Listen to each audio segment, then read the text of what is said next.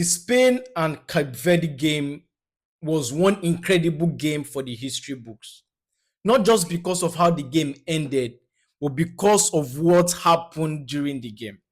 Now, not only because of what happened during the game as well, but also how this team, that is a very small nation, qualified for the World Cup. This is their very first World Cup, Cape Verde, and their very first match they played against Spain.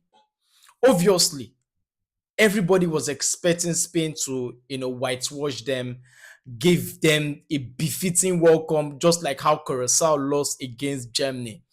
But guess what? It was a different twist entirely. Now, Cape Verde came with a game plan. The game plan for Cape Verde was to defend all through. The game plan for Cape Verde was to have a low block, knowing fully well that this team do not have what it takes to match Spain. They do not have the quality against Spain. They do not have the players that can play, man for man against Spain. They do not have the exposure like Spain. So, what is the plan for Cape Verde? Sit back, defend, hit Spain on the break. Now, they did that and they did it effectively. From the very first whistle up to the very last whistle, they were so compact, they were disciplined, they had a team that is full of disciplined players and players that are very concentrated. And it actually paid off at the end of the day. Right. Now, one thing that made the headline out of this game, it wasn't just because of the fact that Cape Verde drew, which is a big result and one for the history book. That is their very first point at the World Cup. But for the goalkeeper, the goalkeeper of Cape Verde is a 40-year-old man, Vazinho, who had played in over four to five countries in his career, but has never played in the World Cup.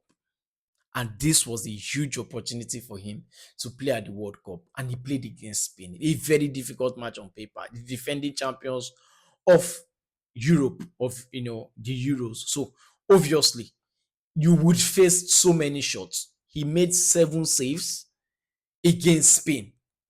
And the incredible part of the game, or the incredible part of what happened afterwards, was he moved from 50,000 followers on Instagram to 2.5 million followers in just few hours, not up to 24 hours, in just few hours. That's how football can actually change somebody. That's how football can actually move you from an ordinary person to a superstar in less than few hours. What a moment, what a story for Cape Verde. It was a very, very incredible game.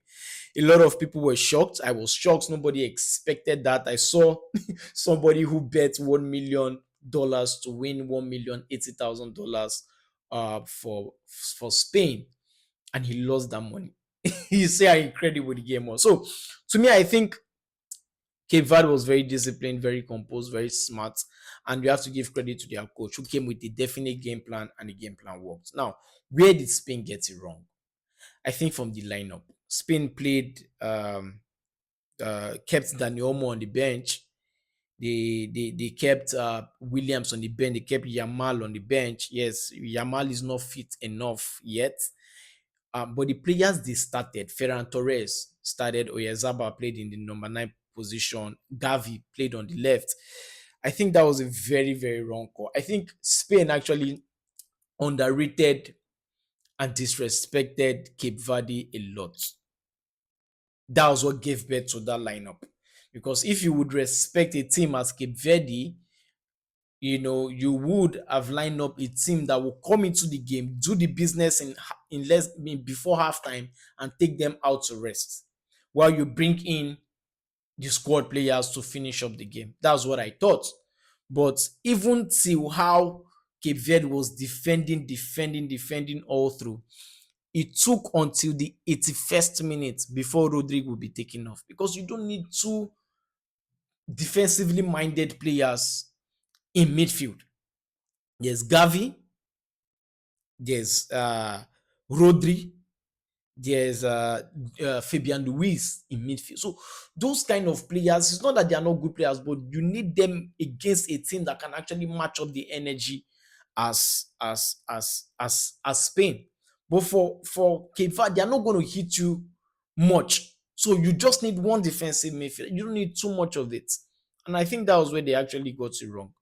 And this changes actually came a little bit late. Yamal came in the 70th minute.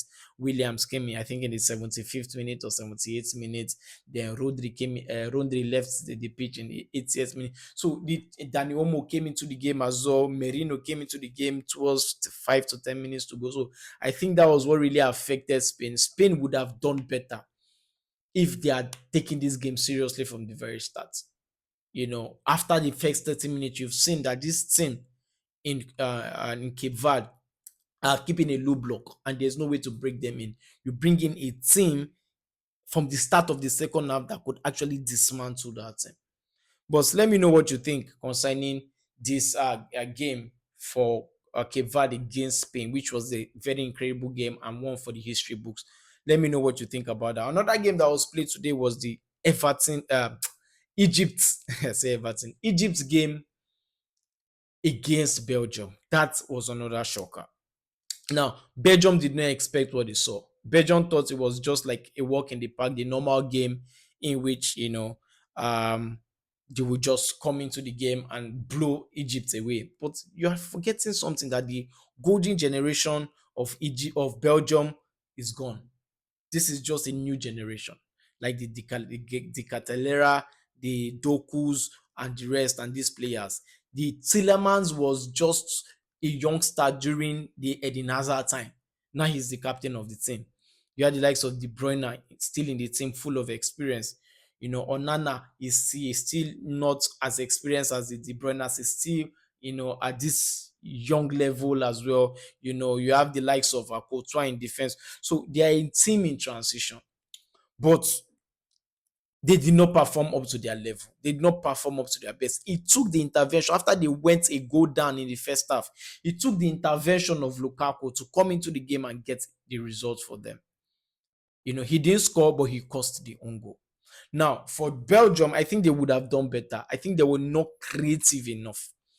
In as much as Egypt sat back at some point, came out to play most majority of the time, always hit Belgium on the break. And you could see the goal for for Egypt. It was a fantastic goal. And the equalizer as well was just a mistake. But to me, I think it is incredible that African teams are doing well. Look at Egypt, 6-time African champion. So you don't underrate a team like that. A team that has Mamouche, who has space and who can hit the ball, and also Salah, who has space and who can also hit the ball. You know what Salah is capable of doing. You have Aziko also in that team. So to me, I think the Egyptian team was also very good, and you have to give them their credits. What they did was incredible. What they did was fantastic, as well. So let me know what you think also concerning the Egyptian game, which they actually performed very well, and they've made Africa proud. Cape Verde made Africa proud, Ivory Coast made Africa proud, and also Egypt has made Africa proud, which is a very, very good one for me, in my own opinion. What do you think about the Egyptian team that picked up a point against Belgium, and also Cape Verde, who did an incredible job as well to pick up a point against Spain? Let me know what you think about all of this, and share your thoughts in the comment section. If you're new to this channel, please hit the like button, subscribe, hit the notification bell, so I come your way again next time. I remain your boy Mike. Stay cool. Cheers.